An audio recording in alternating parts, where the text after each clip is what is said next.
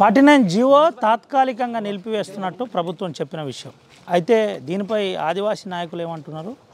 ఆదివాసీ senior నాయకులు, ఉద్యమకారులు మనతో పాటు అర్జు పటేల్ ఉన్నాడు. పటేల్తో మాట్లాడిద్దాం. మాస్టర్ ఏం చెప్తాడు, ఏంటి విషయం?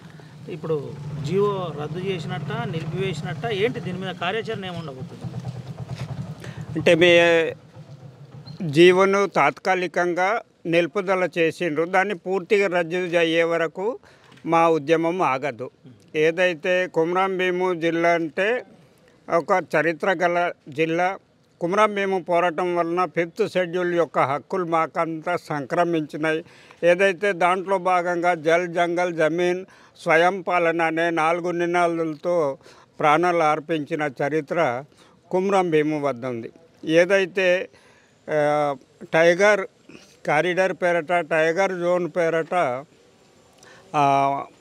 ఏజెన్సీని, తర్వాత అక్కడి ప్రజల్ని తరలించడానికి ఏదైతే అటవీ శాఖ కుట్రని మేము తిప్పికొట్టడానికి సిద్ధంగా ఉన్నాం.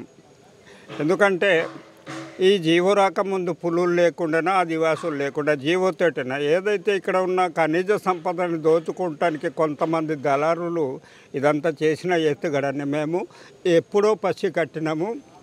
దానికి జీవో రద్దు అయ్యే వరకు విడిచే ప్రసక్తి ఉండదు. ఇప్పుడు ఏదైతే కుమ్రం భీము జిల్లా నుంచి స్టార్ట్ అయిన పోరాటము మొత్తం తెలంగాణ, ఆంధ్రప్రదేశ్ అంతా పాకిపోయింది.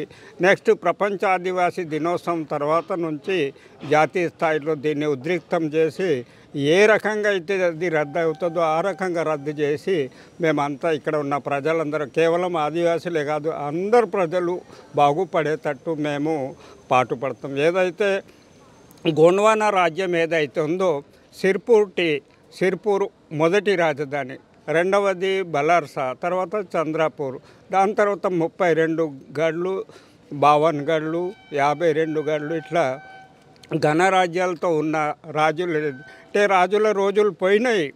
కానీ ఏదైతే కుమ్రం భీము పోరాటంతో రెండవ చరిత్ర, తర్వాత ఇప్పుడు ఈ పులులతోటి అంటే ఏదైతే ఇంద్రవెల్లి పోరాటంతో మూడవ పోరాటం, ఏదైతే ఇప్పుడు నాయకత్వం ఉన్న వాళ్ళంతా ఉద్యమాల నుంచి వచ్చిన వాళ్ళే కాబట్టి వాళ్ళు ఏ శిరంలలో చేసే ఉద్యమానికి, తర్వాత ప్రజల్లో వచ్చి చేసే ఉద్యమానికి అది చాలా, ఏంటంటే అటవీ హక్కుల చట్టం 2006లో కాంగ్రెస్ ప్రభుత్వం చేసింది. ఆ రోజు నేను గిరిజ్యోతి అవార్డు అప్పటి వైఎస్ రాజశేఖర రెడ్డి నుంచి తీసుకున్న. ఏదైతే పేసా చట్టం, అటవీ హక్కుల చట్టం, తర్వాత గ్రామ సభ, ఏదైతే ఎన్ఓసి లేకుండా, మా అనుమతి లేకుండా ఎవరు చేయడానికి లేదు. ఏంటంటే ఇక్కడ మా దురదృష్టమో అదృష్టమో కానీ ఇద్దరు కూడా ఈ జిల్లా అటవీ శాఖ మంత్రులు ఉండి మాకు వామన పాదం వేసింది. ఇప్పుడు వాళ్ళు రేపు తిరగలేని పరిస్థితిలో ఉంటారు. ఇప్పుడున్న నాయకత్వం కూడా దానికి ఒకవేళ వాళ్ళకు ఓటేసినట్టయితే వాళ్ళ మాట మీద నిలబడ్డట్టే వాళ్ళను కూడా మరి కుమ్రం భీము ఆశయ సాధనకు మా అంత బలగం గోండ్వానా రాజ్యం, తర్వాత మా ఊళ్ళో మా రాజ్యం అనే నినాదంతో రాజగోండ సేవా సమితి సిద్ధంగా ఉంటుంది. ఏదంటే రాజ్యాంగ పరంగా 5th షెడ్యూల్ ప్రకారంగా ఏదైతే మా ఏజెన్సీ చట్టం ప్రకారంగా ఎల్టీఆర్ ప్రకారంగా మేము మా భూమిని రక్షిస్తాము, మా అడవిని రక్షిస్తాము, మా నీళ్ళను రక్షిస్తాము. దీన్ని రక్షించడానికి రాజగోండ మేము చట్టబద్ధంగా ముందుకు పోతాం. టైగర్ కన్జర్వేషన్ వల్ల ఎటువంటి హామీ లేదు, ఎటువంటి హాని లేదు, కావాలని ఇదంతా సృష్టిస్తున్నాను చెప్తారు. టైగర్ కన్జర్వేషన్ వల్ల ఎటువంటి హాని లేదని ఫారెస్ట్ వాళ్ళు చెప్తున్నారు. మీరేమంటారు? అంటే ఏదైతే ఆ చెప్పే డిఎఫ్ బచ్చగాడు ఆయనకు దాని గురించి ఏం తెలియదు. ఎందుకనంటే ఏదైతే టైగర్ జోన్ అనేది కవ్వల్లో జరిగింది, ఆ రోజు కూడా అప్పటి ప్రభుత్వం వాళ్ళు అట్లనే చెప్పిండ్రు. చెప్పిన తర్వాత ఇవాళ ఎందుకు ఫారెస్ట్ క్లియరెన్స్ అవసరం ఉన్నది? 10 సంవత్సరాల నుంచి ఊర్లను ఎవరికి అభ్యర్థన లేదంటున్నా. ఎందుకంటే కేవలం 3 కిలోమీటర్ల ఆయన ఫారెస్ట్ క్లియరెన్స్ ఇవ్వకపోవడంతో రోడ్లు మంజూరైన వాటిని కట్టలేదు. పోనీ ఇప్పటి ప్రభుత్వం ఇందిరమ్మ ఇండ్లు ఇస్తుంది. ఎందుకంటే ఇందిరమ్మ ఇల్లు ఇచ్చింది ప్రభుత్వమే, పైలట్ అంటే మేడిపల్లిలో ఎందుకు ఇండ్లు కట్టనీయకుండా అడ్డమైండు? తర్వాత కుక్కడేలో ఎందుకు గవర్నమెంట్ నుంచి ఏదైతే ఇది మన కమ్మరవం దగ్గర గుండెపల్లిలో అయిన వాటిని ఎందుకు ఆపుదల చేసింది? ఇది చెప్పేటివన్నీ వేరే రకంగా ఉంది. అంటే మేమంతా ప్రజాభిప్రాయం సేకరించినవన్నీ 339 గ్రామాలని 46 అంటే 2,46,000 హెక్టార్ల భూమిని తీసుకుపోతానంటే వాంకిడి మండలం నుంచి అయితే అక్కడ ప్రాణహిత వరకు అంతా ఖాళీ చేయడానికి ఆయన చేస్తాడు. ఏది రాబందుల పేరట అక్కడ ఒకటి ఏమున్నా అంటే వజ్రాలు ఉన్నాయి, ఆ వజ్రాలని దొంగతనం చేయడానికి ఆయనకు దళారి. ఇంతకుముందు ఏదైతే ఈ ఫారెస్ట్లో పని చేసిన వాళ్ళంతా ఇక్కడి నాయకత్వాన్ని మభ్యపెట్టి భౌతిక దాడి చేసి ఇప్పుడు ఈ ఏదైతే మేము ఉన్నామో ఇప్పుడు మేము న్యాయసమ్మతంగా చట్టబద్ధంగా మేము పోయి రాజకీయాలకు అతీతంగా ఆ పార్టీ ఈ పార్టీ అనేకుండా మా 5th షెడ్యూల్ని రక్షించడానికి మా రాయ సెంటర్ వ్యవస్థ ద్వారా మా ఊళ్ళో మా రాజ్యం ద్వారా మేము గ్రామీణ స్థాయి నుంచి జాతీయ స్థాయి వరకు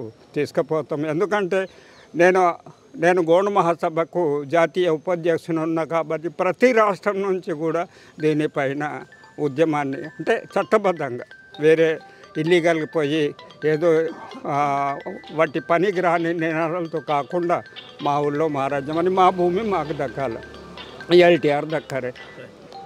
ఏదంటే ఫండమెంటల్ ఆర్డర్స్ ఉన్నాయి, షెడ్యూల్డ్ ఏరియా, షెడ్యూల్డ్ ట్రైబ్ అని, వాటిని ఇక్కడ అమలు చేస్తలేరు.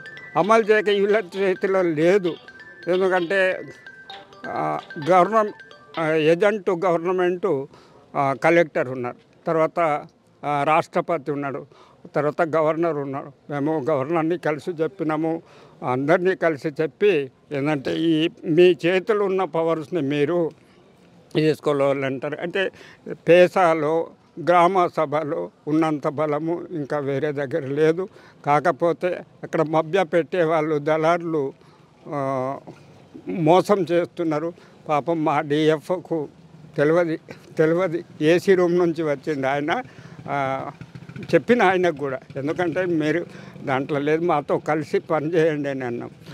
పాపము జీవోని రద్దు చేయడానికి మీరందరూ మాకు సహకరిస్తే తప్పనిసరిగా విజయం సాధిస్తాం. Thank you. ఇది పరిస్థితి. జీవోను రద్దు చేయడానికి అందరు సహకారం కావాలి, మీరు కూడా ఉండాలండి.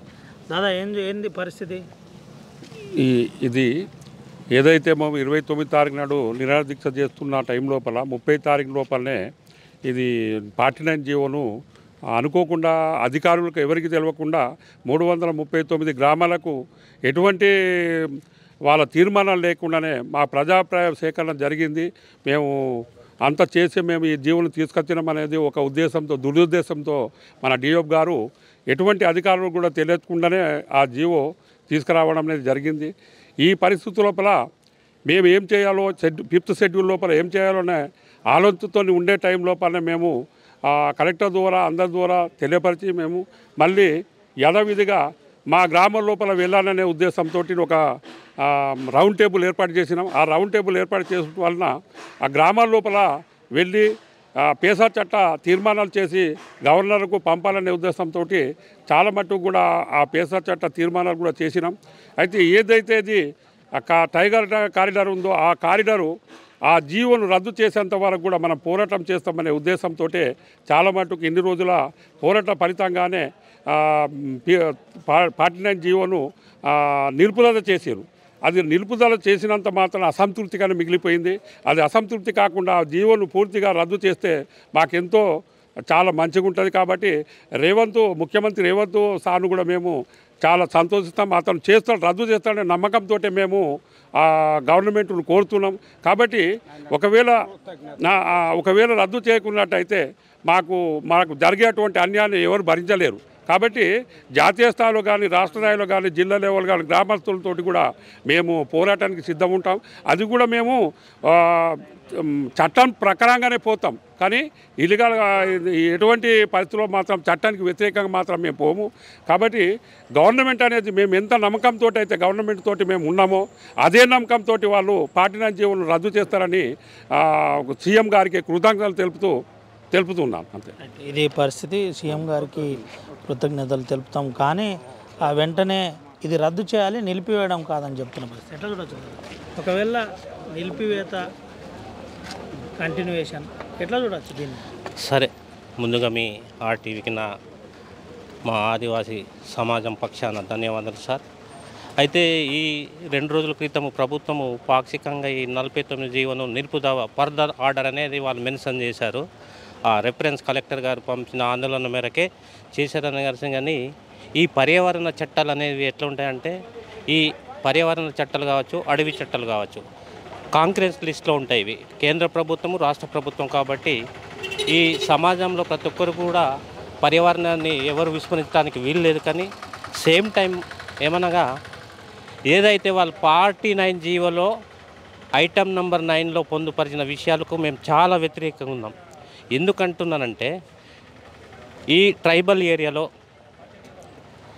ముఖ్యంగా అంటే అభిప్రాయ సేకరణ ఎలాంటి గ్రామీణ స్థాయిలో వెళ్ళకుండా అటవీ శాఖ వాళ్ళకు అనుకూలంగా తీర్మానాలు రాసి ఎన్టీసీ అంటే నేషనల్ టైగర్ కన్జర్వేషన్ అథారిటీకి వాళ్ళు పంపించడం జరిగింది. అప్పుడే వాళ్ళు దానికి అప్రూవల్ ఇచ్చారు. ఎందుకంటే ఈ రాష్ట్రంలో ఉన్న వన్య సంరక్షణ బోర్డుకు గౌరవ ముఖ్యమంత్రి గారు, ఆ ప్రాంత ఎమ్మెల్యేల మెంబర్ ఆఫ్ సభ్యులు ఉంటారు.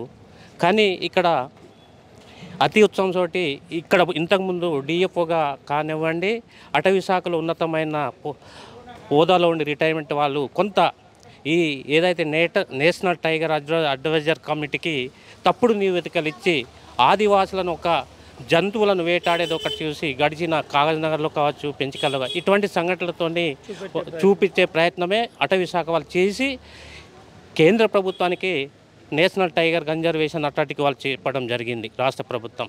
అయితే నా ఉద్దేశం ఏంటంటే ఇప్పుడు మీరు పాక్షికంగా కాకుండా ఇక ముందు అటువంటి లేదని ఆ జీవోని మొత్తం డిస్క్వాలిఫై చేసి కేంద్రానికి కూడా మీరు పంపాలి. అయితే ఇందులో ఒక క్రైటీరియాను రాష్ట్ర ప్రభుత్వము విస్మరించింది.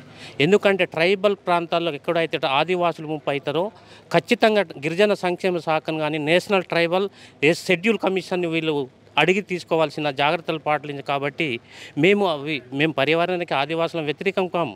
ఎందుకంటే మేము సహజీవనం చేసినాం. అప్పుడే మా తాతల నుంచి ఆ ప్రాంతంలోనే ఉన్నాం. ఇప్పుడు వీళ్ళు తెచ్చిన పులులు కావచ్చు, కానీ అప్పుడు న్యాచురల్గా సహజంగా అడవుల్లో పెరిగిన జంతువులతోటి మమకమై మా దేవతలు కూడా పూర్వం నుంచి ఉన్న జంగుబాయి కావచ్చు, ఇటు ఏదే కావచ్చు. అయితే ఇంతకుముందు మీరు పేర్కొన్నారు ఈ జీవో వలన అటవీ శాఖ వాళ్ళు మీకు ఎటువంటి మీ అధికారాలకు మీ స్వేచ్ఛకు భంగం కలిగి అన్నారు కదా. ఎందుకంటే నాకు కొంత అవగాహన మేరకు పర్యావరణ చట్టాలు ఎలా ఉంటాయంటే ఒక్కసారి ఆంక్షలు అమలైతే మనం గడ్డలు పట్టి ఈవెన్ ఒక్క ఎండిన పుల్లను కూడా తీసుకోవడానికి కూడా అంత కరుడు కట్టిన చట్టాలు ఉంటాయి అవి. అంటే ఎందుకంటే పక్కనే మన తాడోబా ఉంది, మన రాష్ట్రానికి పక్కనే. ఎందుకంటే మేము ప్రత్యేకించి అక్కడ నా ప్రాంతంలో ఉన్న మా ఆదివాసులను తెలుసుకున్నాం. తరలించే ముందు ఒక మాట మాట్లాడతారు, తరలించిన తర్వాత కూడా వాళ్ళను పట్టించే నాదులు లేదు, మీకు అయిపోయింది అంతే. అదెందుకు బ్రదర్, మన కవ్వల్ టైగర్ జోన్లో మొన్న రీసెంట్లీ బ్యాక్ వచ్చింది. సరి అయిన పునర్వాసం ప్యాకేజ్ ఇవ్వకుండా వాళ్ళకు పర్ఫెక్ట్గా ప్రాపర్గా బెటర్ కాంపెన్సేషన్ ఇవ్వకుండా మళ్ళీ మొండికేసి 2018లో అదే చట్టం ఏం చెప్తుంటే 10,000 ప్యాకేజ్ అన్నారు. ఎన్టీసీ వాళ్ళు సిఫర్ చేసింది. కానీ ఇప్పుడు ఏమంటారంటే అదే ఏది ఉన్నదో ప్యాకేజ్ అంటారట. ప్యాకేజీ మనకు అవసరం లేదు. మనకు లైఫ్ లాంగ్ మా అస్తిత్వమే, మా కల్చరే వేస్ట్ అవుతుంది. ఈ ప్రాంతం నుంచి మేము కోల్పోతే మా ముఖ్య ఏంటంటే మా దేవతలు ఉన్నాయి. చాలా సంవత్సరాల నుంచి మా సాంప్రదాయం ఉంది. మేము ఆ ప్రాంతాన్ని వెనవేసుకున్నాం కాబట్టి అక్కడి నుంచి మేము వెళ్ళిపోవటానికి సిద్ధంగా లేము. మరి అట్లాంటప్పుడు మేము అటవీ జంతువులను వేటాడడం, మాకు కూడా మానవత్వం ఉంది. మేము అటవీ ప్రాంతంలో ఉన్నంత మాత్రాన. కానీ ఎవరైతే ఈ అటవీ శాఖ వాళ్ళు ఉన్నత అధికారులు రిటైర్మెంట్ వాళ్ళే వీళ్ళే నేషనల్ టైగర్ కన్జర్వేషన్ అథారిటీకి తప్పుడు సమాచారం ఇస్తారు. చిన్న విషయాన్ని కూడా భూతదనం చేసి ఏదో ఒక జీవోలు ప్రభుత్వాలను మెప్పించే ప్రయత్నం చేస్తుందని నేను బండగుట్టి చెప్తున్నా. ఎందుకంటే మనకు వార్తాపత్రిక సిరీస్లు వచ్చినాయి. కాగజ్నగర్లో కావచ్చు, పెంచికల్లోపేటలో కావచ్చు, అటు ఏదైనా కానీ ఎక్కడన్నా అది వాళ్ళు ఎవరైనా స్మగ్లర్ చేసినా కానీ ఆ ప్రాంతం ఉన్న ఆదివాసుల మీదనే ఆ నేరాలను మెప్పించే నెట్టే ప్రయత్నం చేస్తున్నారు. ఆ విధానాన్ని మానుకోవాలని నేను మీ ఆర్టీటీ ద్వారా అటవీ శాఖ వాళ్ళని ప్రభుత్వాన్ని కూడా కోరుకుంటున్నా. మేము ఈ 49 జీవో ఏదైతే ఉందో 9వ ఐటెంలో ఉన్నదైతే అది తప్పుడు అసత్యాలు. ఆ జిల్లా అటవీ అధికారి ఎప్పుడు గ్రామాల్లో రాలేదు. అది మేము మొన్న గౌరవ ఈ రాష్ట్ర గవర్నర్ గారికి కూడా ఆ విషయం మీద చాలా క్లారిటీగా మేము చెప్పడం జరిగింది. వారు కూడా స్పందించి షెడ్యూల్ ప్రాంతాల్లో ఖచ్చితంగా ఆదివాసీ గ్రామాల్లో పేషా గ్రామ సభ తీర్మానాలు ఉంటేనే మీరు ముందుకెళ్ళాలనే ఒక స్పందించారు గవర్నర్ గారి. దాని ప్రకారం మేము గడిచిన 15 రోజుల నుంచి గ్రామ సభలు చేసి ఆ గ్రామ సభ కమిషనర్ గారికి పంపించే కార్యక్రమంలో ఉన్నాము. అందుకనే ప్రభుత్వం కూడా పునరాలోచించి ఏదో పాక్షికంగా కాకుండా శాశ్వతంగా మాకు భూమి మూడే కుమ్రం భీము గారు ఏమన్నారు, జల్ జంగల్ జమ, ఈ 3 వనరుల మీద విడదీస్తే మా బతికే చేపలు లెక్క అవుతాయి మైదాన ప్రాంతాలు. కాబట్టి మా అస్తిత్వం మీద ఆ 3 వనరుల మీద ఉంది. కాబట్టి ప్రభుత్వం పునరాలోచించి దీన్ని శాశ్వతంగా ఏదో పాక్షికంగా కాకుండా ఇప్పుడు ఏదో కొంత అనే ఇప్పుడు ఇంతకు పెద్దలు మాట్లాడారు, అలా కాకుండా శాశ్వతంగా ఉండి మాకు ఈ భారతదేశంలో ఉన్న ఉన్నతమైన పార్లమెంట్ 2006 అటవీ చట్టంలో ఏం పేర్కొన్నాయో చిన్న అటవీ ఉత్పత్తులు కూడా మాకు హక్కులు ఉన్నాయనేది పేర్కొన్నది. కాబట్టి ఆ హక్కులను కూడా వీళ్ళు జిల్లా అధికారులు ఉల్లంఘిస్తున్నారు. కాబట్టి వాళ్ళ మీద కూడా మేము అట్రాసిటీ కేసు ఎందుకు పెట్టకూడదో మీ ద్వారా నేను వేడుకుంటున్నా. ధన్యవాదాలు. ఇది పరిస్థితి. ప్రధానంగా జీవో నిలిపివేయడం కాదు, రద్దు చేయాలి. రద్దు చేస్తేనే మేము హర్షిస్తాం, సంతోషంగా ఉంటామని చెబుతున్న పరిస్థితి. మా హక్కులను ఫారెస్ట్ అధికారులు కొంతమంది హరించే ప్రయత్నం ఇంకా జరుగుతుంది. మాకు ఇబ్బంది ఉంది.